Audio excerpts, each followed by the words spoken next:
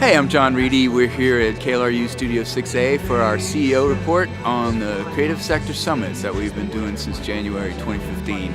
And we're going to present the ideas that the community put together from that process.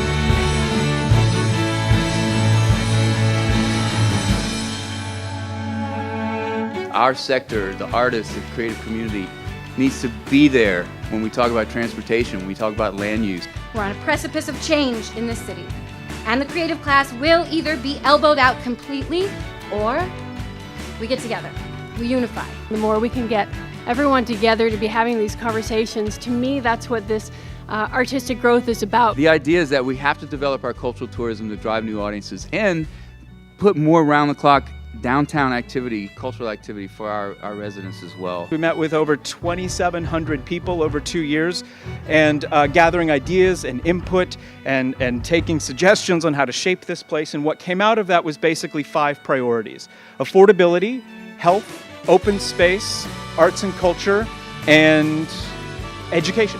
And our long-range goal is to establish a place where the creatives of Austin can find both home and purpose, and where the residents of the Austin State Supported Living Center can be woven into the daily life of Austin's creative scene.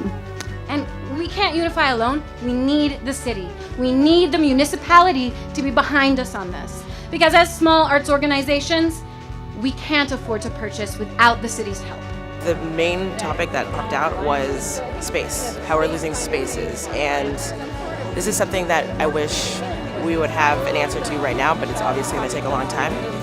But I'm glad that it's being talked about, and I feel like actually something is actually going to happen about it. The idea of preserving all this creative space and creating a way for the city to make that happen and that be realized, like actually become something, is an even more important human question, and I think it fosters a certain kindness and compassion and recognition of what art is worth. How do we work with city council and city leadership and financial institutions, meaning public and private institutions, to make some more immediate remedies to artist displacement, affordability issues, which are not just the artist community, but an entire community is facing these issues. So. This reminds me that Austin does cultivate inspiring people who have a vision for the city. Since the last summit I attended, there's ideas that have been fleshed out a lot more specifically.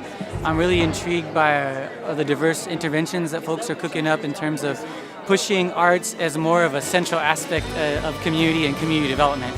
I was incredibly happy to hear all of these plans. This is a powerhouse of creativity, and I'm really excited about all of the ideas. I think we do need to think long range, because what's 5 years from now, it seems like a long time, but it is on you in a moment. I felt a little bit like my city was abandoning me, which I know isn't the case, but it feels that way, and I wanted to know how as a community we're getting together to fix these issues. With everybody coming together tonight, said and brought forth to the table, I think we can do a lot of stuff here.